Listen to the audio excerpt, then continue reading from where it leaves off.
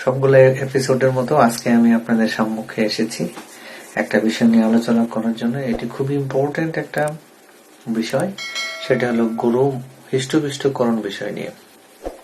আপনারা জানেন যে এই প্রযুক্তিটি বাংলাদেশ প্রাণী সম্পদ গবেষণা ইনস্টিটিউটের একটা অতি গুরুত্বপূর্ণ একটা প্রযুক্তি। সেই বিষয়ে আমি আজকে আপনাদের সম্মুখে কিছু কথা বলবো, এবং এই জিনিসগুলো যদি আপনারা মেনে চলেন, আশা করি আপনাদের গরু হৃষ্টপুষ্টকরণে কিছু হলেও আপনাদের উপকার আসবে। আচ্ছা, আমি যদি গরু হৃষ্টপুষ্টকরণের কথা বোঝাতে চাই, আপনারা যদি এইটাতে 4টা জিনিস আপনারা খুব ভালোভাবে মেনে চলেন, তাহলে আপনাদের এই প্রযুক্তি থেকে আপনারা খুব লাভ করতে পারবেন। 4টা বিষয়গুলো হলো, 1 নম্বরে যদি আমি ধরি যে প্রথমে আপনাকে খুব ভালোভাবে গরু নির্বাচন করতে হবে, তারপরে কি তাকে কৃমিমুক্তকরণ করতে হবে। 3 নম্বর হলো আপনাকে পুষ্টি এবং খাদ্য ব্যবস্থাপনাটা খুবই ভালোভাবে করতে হবে।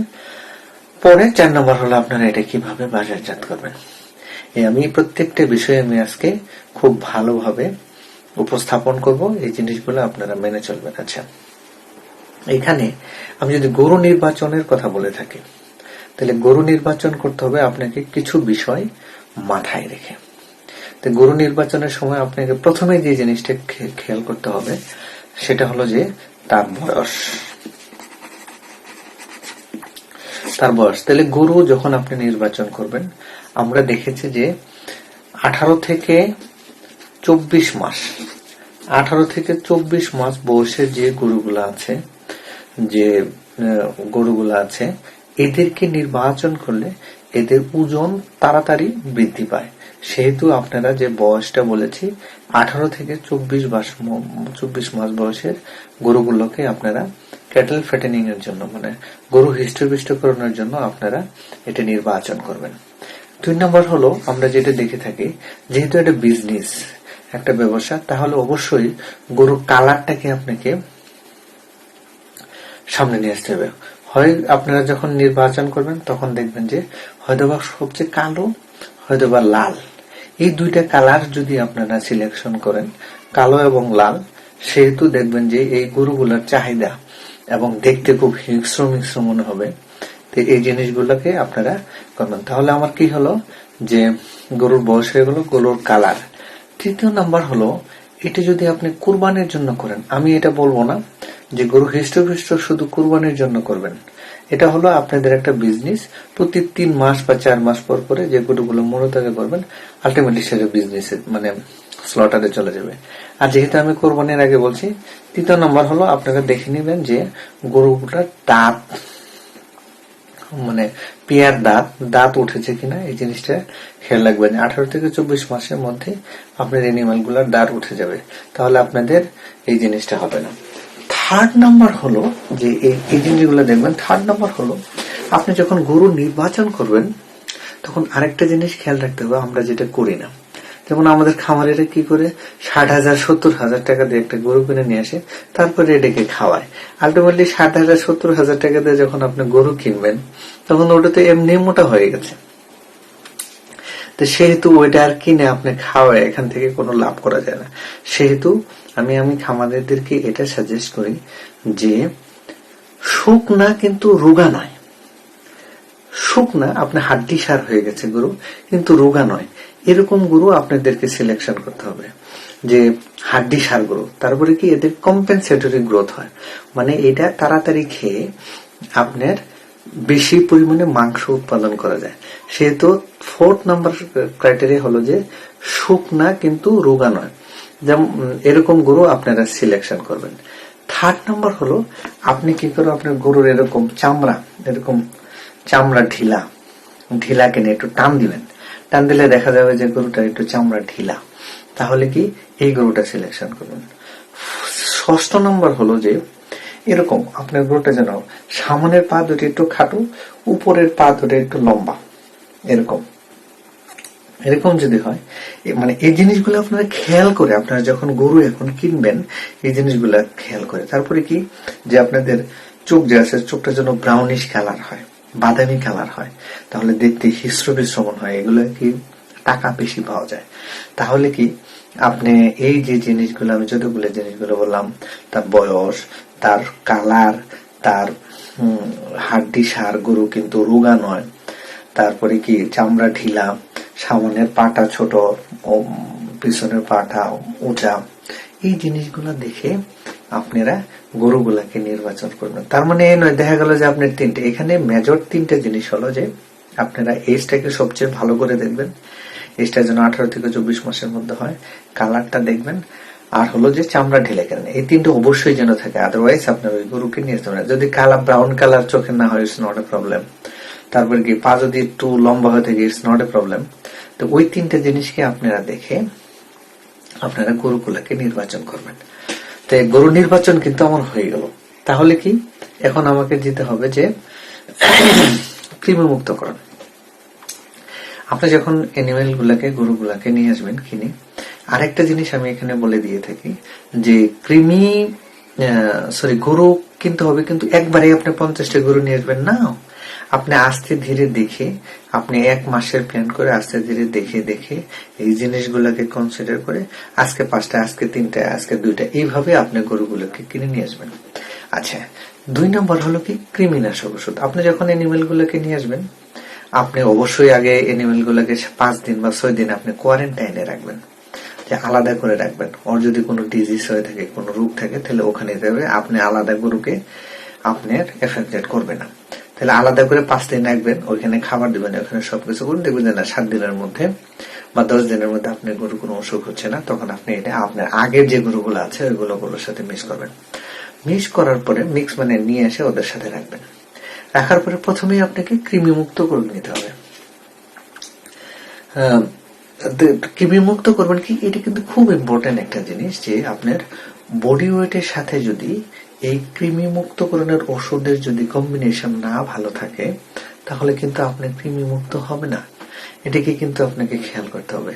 আমাদের এইখানে কথা আছে যে লিভামিজল গ্রুপের যে ওষুধগুলো আছে, লিভামিজল যেমন আপনাদের যে আমাদের কি মার্কেটে অ্যাভেলেবল কৃমি মুক্তকরণ, মানে এর জেনেরিক নেম হলো লিভামিজল।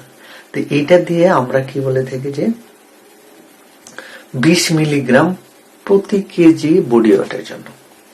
তাহলে আমরা এখানে বলে থাকি 100 কেজি বডি ওয়েটের জন্য, মানে 70 কেজি বডি ওয়েটের জন্য একটা বোলাস। আমরা যদি যে 70 কেজি বডি ওয়েটের জন্য একটা বোলাস, তাহলে আপনার গরু যদি 100 কেজি হয়, তাহলে 1.5টা খাওয়াইতে হবে, 1.5টা খাওয়াইতে হবে। যদি 200 কেজি হয়, তাহলে 70 140 মানে 2.5টা খাওয়াইতে হবে। এখন এটি কিভাবে খাওয়াবেন? সেটা হলো যে আপনি প্রথমে আপনার প্রত্যেকটা গরু, ওইখানে যতগুলো গরু আছে একসাথে কিন্তু কৃমির ওষুধগুলো খাওয়াইতে হবে। কিভাবে আপনি খাওয়াবেন? প্রথমে আপনি অ্যানিমেল গুলাকে ফজর নামাজের সময় আপনি উঠবেন, উঠে হিন্দু মুসলমান হলে যে যার প্রেয়ার আছে, সকালে ঘুম থেকে প্রেয়ার উঠেন, হাত মুখ ধোবেন, পুষ্করণ প্রেয়ার করবেন। আপনি কলা গাছের পাতায় যে অ্যানিমেলের যতগুলা ওষুধ আমি বলছি, যে 100 কেজি বডির জন্য 1.5টা, 100 কেজি বডির জন্য 1.5টা, তাহলে 150 কেজি বডি ওয়েটের জন্য 2টা, এই ওষুধটা কলা পাতার মধ্যে পেঁচাবেন। পেঁচায় ভোর সকালে উঠে আপনার অ্যানিমেলের খাওয়াই দেবেন। খাওয়ায় আপনি 3 ঘন্টা অ্যানিমেলকে কোনো কিছু খাওয়াবেন না, না খাবার স্ট্রট হয়ে গেলে দিবেন না। একটা সুন্দর ছায়াযুক্ত স্থানে, রোদে রাখা যাবে না, সুন্দর ছায়াযুক্ত স্থানে রেখে দিবেন, মানে যেখানে বাঁধা, যেখানে যেন ঠান্ডা জায়গা থাকে। 3 ঘন্টা পরে আপনাকে পানি, তারপর আদার্স যে কিছু যে খাবারগুলো আছে এগুলো আপনি খাওয়াবেন একসাথে, সকল কিছু। আচ্ছা, তাহলে কি আমাদের কি হলো যে আমাদের কৃমি মুক্তকরণের ওষুধ খাওয়াই দিলাম। আচ্ছা, তাহলে আমাদের গরু নির্বাচন হয়ে গেল, আমাদের কৃমি মুক্তকরণ হয়ে গেল। এখন আমরা কি করব, যে পুষ্টি এবং খাদ্য ব্যবস্থাপনায় যাব। তাহলে আমরা যদি খাবারকে আমরা ভাগ করি, তাহলে এখানে কি আছে? 2টা জিনিস আছে। একটা হলো আঁশ জাতীয় খাবার, আর হলো দানাদার জাতীয় খাবার। তাহলে আমরা আঁশ জাতীয় খাবারের মধ্যে আমরা একে 2 ভাগে ভাগ করতে পারি। একটা হলো কি, যে মানে খ্যার আর একটা হলো সবুজ ঘাস অথবা সাইলেজ। আচ্ছা, তাহলে আমাদের অনেক খামারি আছে খ্যার তারা ইউজ করে থাকে। তাহলে আপনার খ্যারকে আমরা এই যে খ্যার আছে এই খ্যারটাকে খড়, এই খড়টাকে আমরা এমনি দিব না, একে আমরা ইউএমএস করে আমরা এই খড়গুলাকে অ্যানিমেলকে দেবো।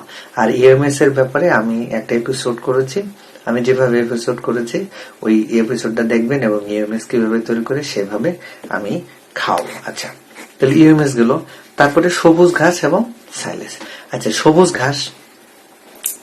ঘাসের ব্যাপারে তাহলে আপনাকে এখানে একটা জিনিস খেয়াল রাখতে হবে যে আপনার কতগুলা মানে, কারণ গরু আনার আগেই তো আপনার, যেদিন আপনি গরু আনবেন সেদিনই আপনাকে খাবারটা দিতে হবে। সেহেতু আপনাকে গরু আনার আগে আপনাকে খাবারের ব্যবস্থাটা আগেই করে নিতে হবে। তাহলে সবুজ ঘাসের কথা আমি বলেছি, তাহলে সবুজ ঘাস আপনাকে আগেই চাষ করতে হবে। সেটা হলো আপনি এটা কি সবুজ ঘাস খাওয়াবেন, নেপিয়ার খাওয়াবেন, জার্মান খাওয়াবেন, না পাড়া খাওয়াবেন, নাকি অর্ধেক সবুজ ঘাস খাওয়াবেন, না ওই যে মাসকালাইয়ের ঘাস খাওয়াবেন, মানে এটা কি খাবেন এটা আগে আপনাকে ডিসাইড করে নিতে হবে। এবং এখানে একটা ক্যালকুলেশন করে নিতে হবে যে আমি ধরেন যে 50টা গরু আমি ফ্যাটেনিং করব, তাহলে 50টা গরুর জন্য প্রতিদিন যদি আমার 30 কেজি করে খাবার লাগে, তাহলে 50টার জন্য হলো 150 কেজি পার ডে লাগবে। 150 কেজি যদি পার ডে লাগে তাহলে 4 মাসের জন্য কত, 3 4 120 দিন, 120 আর 150, তার মানে দেখা যায় যে 70-80 টন বা 90 টন আপনার খাবার লাগবে। তাহলে এই 90 টন খাবার আগেই আপনাকে সংরক্ষণ করে নিতে হবে, আগেই যে আমার গরু এতদিন থাকবে, তার খাবার এতটুকু লাগবে, সেটা আগেই আপনাকে নয় সাইলেজ করতে হবে, নয় সবুজ ঘাস চাষ করে সেটাকে দিতে হবে। এই ক্যালকুলেশনটা আগেই আপনাকে করে নিতে হবে। আচ্ছা, সবুজ ঘাস হলো কি, সবুজ ঘাস আপনি এগুলা করে নেবেন। সবুজ ঘাস করে প্রথমে আপনাকে সুন্দর করে চপিং করে আপনি সবুজ ঘাসের সাথে আমি একটা জিনিস বলে দিয়ে থাকি যে সবুজ ঘাসের সাথে আপনারা ক্যাটেল ফ্যাটেনিং এর জন্য আপনারা 3 থেকে 3.5 কেজি মোলাসেস অ্যাড করে দিতে পারেন। এটা ক্যাটেল ফ্যাটেনিং এর জন্য খুবই ভালো। আমি এনে আবার বলছি যে যখন আপনি সবুজ ঘাস খাওয়াবেন তখন সবুজ ঘাসের সাথে আপনারা চিটাগোড়, যেটাকে আমরা চিটাগোড় বলি, চিটাগোড়টা 3 থেকে 100 কেজি সবুজ ঘাসের সাথে 3 থেকে 3.5 কেজি আপনারা চিটাগোড় ওর সাথে মিশে তারপর আপনাকে গরু দেবে। এতে আপনার গরুগুলা তাড়াতাড়ি মোটা হবে, এর একটা ইম্প্যাক্ট আছে। আচ্ছা, এবং সাইলেজের কথা আমি তো আগেই বলেছি, আপনি ভুট্টা সাইলেজ কিভাবে করবেন, আপনার নেপিয়ার সাইলেজ কিভাবে করেন, এটা যদি স্টোর করা থাকে তাহলে আপনি এর সাথে আপনি সাইলেজটা দিয়ে দিতে পারেন। আচ্ছা, এখন আমরা সাইলেজ এগুলো আগেই কিন্তু আপনাকে তৈরি করে নিতে হবে। এখন আপনি যদি আপনি বলেন সাইলেজ কতটুকু দিব বা ঘাস কতটুকু দিব, তারপরে কি বা খ্যার কতটুকু দেবো, এটা আমাকে অনেক খামারে প্রশ্ন করে থাকে। যখন আপনি গরু মোটা তাজা করবেন, এটা একটা প্যাকেজ যে আপনি একটা অ্যানিমেলকে ঢোকাবেন, 4 মাস পরে এটাকে বের করে দিবেন। সেহেতু এটাকে আপনি অ্যাডলিবিটাম, মানে হলো ও যতটুকু খায়, মানে এটাই একটা জিনিস খেয়াল রাখতে হবে যে আপনি মনে চলা দিয়ে দিচ্ছেন, মনে এইভাবে না, অল্প অল্প করে দিবেন। আপনি ঘাস দিচ্ছেন অল্প অল্প করে দিবেন, 5 কেজি করে, 3 কেজি করে, 4 কেজি করে এইভাবে দিবেন। ও খাওয়া শেষ হলে আবার দিবেন, আর পানি দিবেন হলো অ্যাডলিবিটাম, পানি সবসময় থাকবে, খায় যেন থেকে পানি খেতে পারে। আচ্ছা, তাহলে আমি কিন্তু ঘাসের ব্যাপারটা চলে গেলাম। এখন আমি সবচেয়ে ভালো জিনিস যেটা হলো দানাদার খাবার। দানাদার খাবারে ভাই একটা জিনিস খেয়াল রাখতে হবে, আমরা যারা ফ্যাটেনিং করছি দানাদারে, আমরা যখন ক্যাটেল ফ্যাটেনিং এ যাব, এখানে 2টি জিনিস, একটা হলো যে ওই খাবারের সিপি থাকবে 17 থেকে 18% থাকবে সিপি, আর 11 থেকে 14 মেগাজুল এনার্জি থাকবে। আমি যে দানাদার খাবারটা তৈরি করব, সেই দানাদার খাবার 17 থেকে 18% যেন তার সিপি থাকে, 11 থেকে 14 মেগাজুল যেন পার কেজি ড্রাই ম্যাটারের এনার্জি থাকে এই খাবার। এখন আমি বলবো কি, এই দানাদার খাবারটা হলো অঞ্চল ভেদে এটা চেঞ্জ হতে পারে। যে অঞ্চলে যে দানাদার আইটেমটা বেশি পাওয়া যায়, আমরা সেই দানাদার আইটেমটা ইউজ করব। আমি এখানে একটা নমুনা দিয়ে দিচ্ছি, সেই নমুনা যদি আপনারা ফলো করেন, ওটা যদি না পাওয়া যায় আপনি চেঞ্জ করবেন, কিন্তু সবসময় খেয়াল করবেন যে আপনার খাবারে যেন 17 থেকে 18% সিপি থাকে এবং 11 থেকে 14% যেন এনার্জি থাকে, মানে শক্তি থাকে। তাহলে ওই খাবারটা অ্যানিমেলের মানে মাংস উৎপাদনে খুবই ভালো হয়। তাহলে আমি এখানে যদি 100 কেজির একটা দানাদার খাবার, আমি এটা সাপোজ বলে দিচ্ছি, 100 কেজি একটা দানাদার খাবার তৈরি করি, তাহলে আপনি এখানে ওই এলাকায় যদি আপনার গম ভাঙ্গা থাকে বা ভুট্টা ভাঙ্গা থাকে, তাহলে আপনি 20 কেজি দিবেন ভুট্টা ভাঙ্গা বা গম ভাঙ্গা। তারপরে গমের ভুসি দিবেন আপনি 40 কেজি, গমের ভুসি 40, তাহলে কত হলো 60 কেজি। আর হলো খেসারির ভুসি দিবেন হলো 20 কেজি, তাহলে 80 কেজি।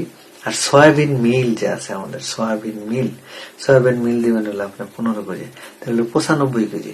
তারপরে কি আপনি ডিসিপি বলা হয়, die calcium phosphate, die calcium আর বলছি যেটা মার্কেটে পাওয়া যায়, ওটা দিবেন আপনার হলো 3 কেজি। তাহলে কি হলো 98 কেজি। আর আপনি দিবেন 1 কেজি লবণ দিবেন, আর ভিটামিন মিনারেল প্রিমিক্স দিবেন আপনি 1 কেজি। এই হলো 100 কেজি।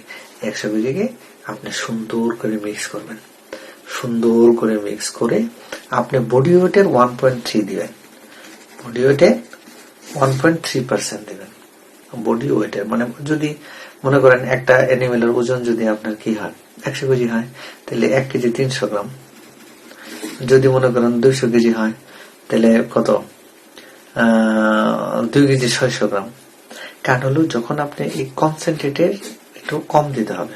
এই কারণে আমি বলছি যে আপনি যখন সবুজ ঘাস বা সাইলেজ খাওয়াবেন, সাথে একটু চিটাগুড় দিবেন, ওটার জন্য অ্যাডলিবিটাম খায়। এই যে 100 কেজির জন্য 1 কেজি 300 গ্রাম আপনি দিবেন, দানাদার খাবার দিবেন। এটা 2 বারে দিবেন, সকালে দিবেন একবার, বিকেলে দিবেন পানি খাওয়ায়, তারপরে এই জিনিসগুলো দিবেন। আচ্ছা, এটা হতে পারে, এটা আপনারা ইউজ করবেন। আর যে এলাকায় কি কি আইটেম পাওয়া যায় এবং সেগুলো যদি আমার কমেন্টস বক্সে আপনি লিখে দেন, তাহলে আমি আর একটা এপিসোড করতে পারি যে আপনারা কোন কোন জিনিস কি পরিমাণে আপনারা এটা ইউজ করবেন। ঠিক আছে? আচ্ছা, তাহলে আমার কি হয়ে গেল, আমাদের এইভাবে আপনারা এটা। আবার একটা জিনিস খেয়াল রাখতে হবে, সেটা হলো যে আপনি মনে করেন আজকে অ্যানিমেলের ওজন ছিল 150 কেজি, 1 মাস পরে হয়ে গেল 250 কেজি, তাহলে তখন কিন্তু আপনার এই খাবারটা 15 দিন পর পরে এই খাবারটা চেঞ্জ করতে হবে। কিভাবে চেঞ্জ করতে হবে? আপনি 15 দিন পরে গরুটার ওয়েট দিবেন, ওয়েট দিয়ে এর সাথে দানাদার খাবার বাড়বে। 15 দিন পরে মনে করেন একটা গরুর ওয়েট ছিল হলো 200 কেজি, 15 দিন পরে 250 কেজি, তাহলে 250 কেজির জন্য দানাদার খাবার বাড়বে, কতটুকু গরু ওটি এড করে আবার ওকে আবার দিতে হবে। এই জিনিসটা অবশ্যই আমরা জিনিসটা খেয়াল করব। ওকে, আচ্ছা, তাহলে আমাদের কি হয়ে গেল, গরু নির্বাচন হয়ে গেল, কৃমি মুক্ত করলাম, খাদ্য কিভাবে খাবো, পুষ্টি কিভাবে ব্যবস্থা হবে, এখন আমরা বাজারজাতকরণ করবো। আচ্ছা, অবশ্যই এখন আমাদের গরু এইভাবে আমরা কি করব, 30 দিন থেকে মানে 90 দিন থেকে 120 দিন, এখানে খেয়াল হলো 90 থেকে 120 দিন পরে গরু কিন্তু আপনি যে পরিমাণে খাবার খাওয়াচ্ছেন তার চেয়ে কিন্তু বেশি মাংস উৎপাদন করবে না, তখন আপনার কিন্তু লস হয়ে যাবে। সেহেতু আপনি 90 দিন থেকে 120 দিনই গরু পালার পরে আপনি সেটা বাজারজাত করে দিবেন। আদারওয়াইজ কিন্তু আস্তে আস্তে আপনি লস হইতে থাকবে। আপনি যদি গরু কিনতে লাভবান না হন, আপনি কিন্তু বিক্রি করে লাভবান হতে পারবেন না। এই জিনিসটা আমি আবার বলে দিচ্ছি। তখন আপনি কি করে, আপনি তখন বলতে পারবেন, আপনি প্রতিদিন বলতে পারবেন যে আপনি অ্যানিমেল কত কেজি খায়, আপনি কতটুকু মাংস প্রোডাকশন করছে।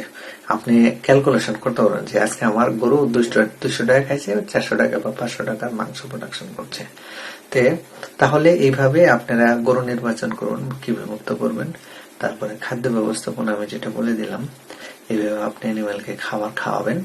তারপরে আপনি বাজারজাত কি আপনার যখন সময় হবে তখন সুন্দর করে আপনি বাজারজাত করবেন। খেয়াল রাখবেন গরুটা যেন কোনো প্রবলেমে না হয়। এখানে দুটো জিনিস হতে পারে। আপনারা একটা জিনিস বলে থাকে, কিছু কিছু খামারে কি করে গরুর ভাতের মার খাওয়ায় বা জাও খাওয়ায়, তারপরে খেসারির ঘাস খাওয়ায়। তো এগুলো যখন আপনারা খাবেন, এগুলো আপনারা বেশি পরিমাণে খাওয়ালে কিন্তু অ্যানিমেলের গ্যাস হয়ে যাবে। অ্যানিমেলের গ্যাস হয়ে গেলে কিন্তু অ্যানিমেল মারা যাবে, সেহেতু অ্যাসিডোসিস হবে, বা ব্লোটিং বলে। যদি আপনাদের এসব ব্লোটিং হয়ে যায়, ব্লোটিং যদি হয়ে যায়, আপনার ব্লোটিং হলে আপনারা এটা কি করুন, প্যারাফিন বা আপনাদের ভিনেগার পাওয়া যায়, ভিনেগার আপনারা এগুলো নিয়ে পানির সাথে মিশিয়ে এনিমেলকে খাওয়াই দিবেন। খাওয়াইলে ইনশাল্লাহ হয়ে যাবে, বা আদা রস খাওয়াবেন। বা যদি না হয় তাহলে আপনি এনিমেলকে ক্যানুলেটেড করে আপনি গ্যাসটা বের করে দেবেন।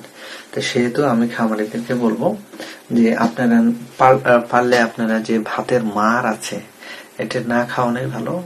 আমাদের খামারে যে বললো ওইটা শোনে না, তারা খাওয়ায়, কিন্তু খাওয়াইলেও আপনারা খুবই কেয়ারফুলি আপনারা এনিমেলকে হাইস্ট আপনারা 250 গ্রাম খাওয়াইতে পারেন, এর বেশি না। এর বেশি খাওয়ালে অ্যাসিডোসিস হবে অথবা গ্যাস হবে, তাহলে আপনার গরু কিন্তু ঝুঁকি থাকতে পারে। সেহেতু আপনারা এই জিনিসগুলো, আমি আজকে যে কথাগুলো বললাম, এই জিনিসগুলোকে খেয়াল করে আপনারা গরু নির্বাচন খুব ভালোভাবে করবেন, কৃমিমুক্ত করবেন, খাবার ভালোভাবে দিবেন, তারপরে আপনারা এনিমেলকে সুন্দর করে মার্কেটে বিক্রি করবেন। তো এই জিনিসগুলো যদি আপনারা খেয়াল করেন তাহলে আপনাদের গরু মোটা তাজাকরণ খুব ভালো হবে এবং খুব সুন্দর হবে। আপনারা ভালো প্রফিট এখান থেকে করতে পারবেন। আর এই জিনিসগুলো যদি আপনারা খেয়াল না করেন, এখান থেকে প্রফিট করা কিন্তু খুবই টাফ। সেহেতু আপনাদের কাছে রিকোয়েস্ট, আপনারা এই বিষয়গুলো খেয়াল করে আপনারা গরু মোটা তাজা করবেন। আর যদি গরু মোটা তাজাকরণ বা হৃষ্টপুষ্টকরণের বিষয়ে আপনাদের কোনো যদি প্রশ্ন থেকে থাকে, তাহলে আপনারা আমাকে প্রশ্ন করবেন, এই চ্যানেলকে সাবস্ক্রাইব করে প্রশ্ন করবেন, এবং এই জিনিসগুলো আপনারা শেয়ার করবেন। আপনার ফ্রেন্ড, এক ফ্রেন্ড থেকে আরেক ফ্রেন্ডের সাথে শেয়ার করবেন, এক খামারি থেকে আরেক খামারির সাথে শেয়ার করবেন। শেয়ার করলে তারা এটা জানবে, তাদের মধ্যে যদি কোনো প্রশ্ন থেকে থাকে সেগুলো প্রশ্ন করবে। আমি আশা করি আপনাদের প্রশ্নগুলোর উত্তর দিব এবং আপনারা উপকৃত হবেন। আজকে গরু মোটা তাজাকরণ ব্যাপারে আজকে আপনাদের সাথে শেয়ার করলাম। পরবর্তী বছর হয়তো আমি আবার গরু মোটা তাজাকরণ নিয়ে করবো, আপনারা যদি প্রশ্ন করে থাকেন। তাই আজকে এই পর্যন্তই। ভালো থাকবেন, সুস্থ থাকবেন। করোনা থেকে আল্লাহ যেন আপনাদেরকে ভালো রাখে, আর আমাকে যেন আল্লাহ ভালো রাখে, এই আশাবাদ ব্যক্ত রেখে আজকে এই পর্যন্তই। আল্লাহ হাফেজ।